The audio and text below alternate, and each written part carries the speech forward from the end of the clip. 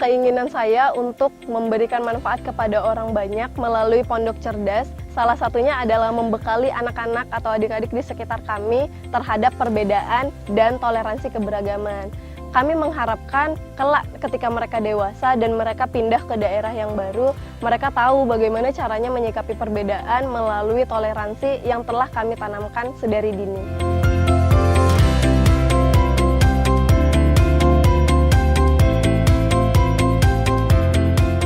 Pada mulanya di masa pandemi, kami para mahasiswa yang berada di luar daerah dan pemuda di sekitaran Ujung Batu kembali ke daerah kami sendiri yaitu Ujung Batu. Dan pada saat itulah kami berinisiatif untuk membangunkan sebuah wadah sosial berlatar kependidikan untuk membantu adik-adik di sekitar rumah kami, di sekitar daerah kami untuk belajar bersama, namun juga tetap mengikuti protokol kesehatan karena kita mengetahui bahwa selama PJJ banyak juga orang tua dari anak-anak di sekitar rumah kami mengeluh tidak bisa mendampingi anaknya, maka kami hadir untuk membantu masyarakat di sekitar dalam hal pendidikan anak. Untuk kurikulum pembelajaran, kami menerapkan kurikulum pembelajaran keberagaman karena kita mengetahui untuk daerah Ujung Batu sendiri kita sangat-sangat beragam dalam hal suku terutama karena di sekitaran kami juga terdapat banyak suku, tidak satu suku. Jadi kami menggunakan kurikulum ini untuk belajar bagaimana sih sedari dini kami menanamkan rasa untuk saling menghargai kepada anak-anak di sekitar kami.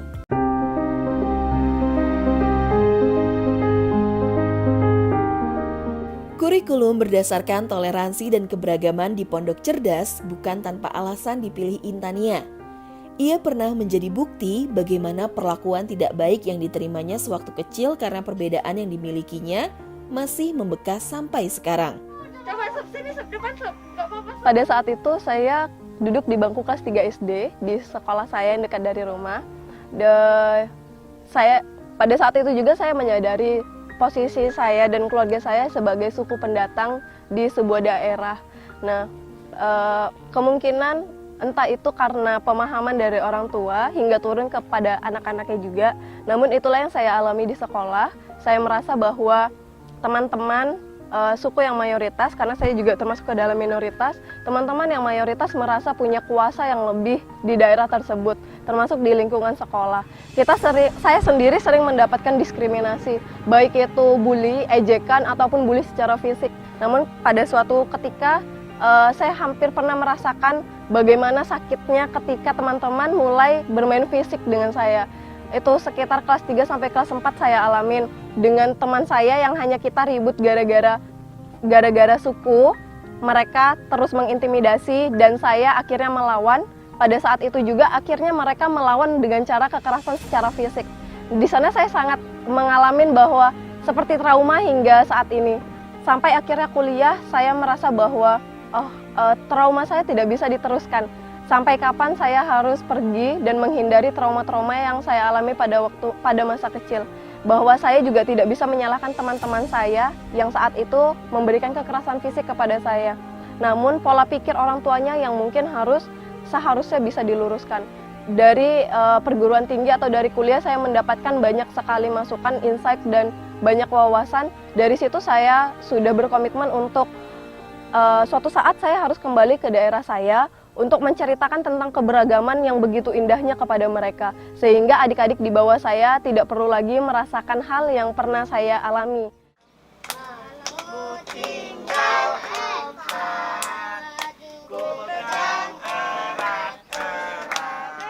Ketika kita awal mulanya mengajak mereka untuk belajar bersama, mereka tadinya tidak terbiasa dengan perbedaan yang ada di sekitarnya, karena banyak berbagai suku juga yang datang di Pondok Cerdas untuk belajar. Dari situlah kita akan menyelipkan pesan-pesan dan memasukkan konten materi kita sesuai dengan kurikulum keberagaman yang nantinya menyadarkan mereka atau memberikan mereka kesadaran sendiri bahwa perbedaan yang ada di lingkungannya itu sebenarnya tidak apa-apa. Nantinya setelah konten materi itu diberikan, kami mengharapkan kepada anak-anak di Pondok Cerdas itu untuk memiliki kesadarannya sendiri bahwa perbedaan yang ada di sekitarnya itu pada dasarnya adalah keindahan yang ada di dunia ini. Sehingga setiap orang tidak harus sama, melainkan perbedaan itulah yang membuat kehidupan kita semakin indah. Manfaat pondok cerdas begitu terasa oleh masyarakat sekitar, terutama bagi para orang tua yang merasa kesulitan mengajarkan tugas-tugas sekolah kepada anak-anak mereka. Kalau manfaatnya pondok cerdas di lingkungan kami ini sangat bermanfaat bagi masyarakat di sini, karena dampak Covid ini anak-anak kan belajar online. Orang itu kan anak-anak murid, anaknya itu di rumah kurang apalah orang tuanya. Nah, dia, "Kak, tolong Kak, kami diajar di pondok," bilangnya. Anak-anak mahasiswa ini melayaninya lah gitu. Semoga kakak-kakak ini jangan putus asa lah untuk memberikan motivasi pada masyarakat di sini, anak murid di sini.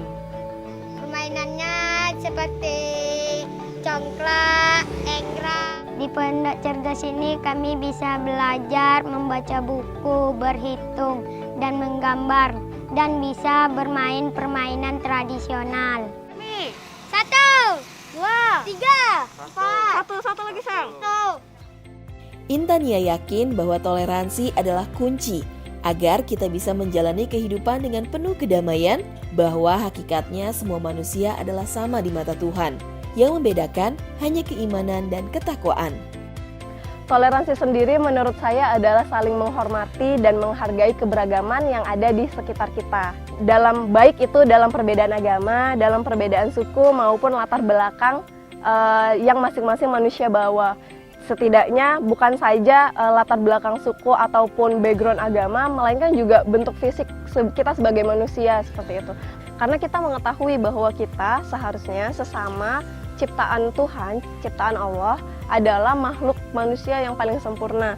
Tidak ada suku apapun lebih tinggi derajatnya, tidak ada agama apapun lebih tinggi derajatnya, atau kesempurnaan fisik apapun lebih tinggi juga derajatnya di hadapan Tuhan. Kita mengetahui bahwa semua manusia adalah sama derajatnya di hadapan Tuhan, kecuali keimanan dan ketakwaannya terhadap Tuhan. Seperti itu. Salah satu nasihat tentang sikap toleransi yang paling saya ingat itu dari bapak saya, yaitu melihat ke dalam. Melihat ke dalam ini maksudnya adalah bagaimana kita tidak selalu memperkarakan hal-hal perbedaan yang ada di luar kita, melainkan bagaimana kita kembali ke dalam diri kita, bagaimana kita mengimani dan meyakini Tuhan kita sendiri. Karena semakin kita meyakini dan mengimani Tuhan kita sendiri, maka kita akan bisa menghargai perbedaan-perbedaan yang ada di luar kita.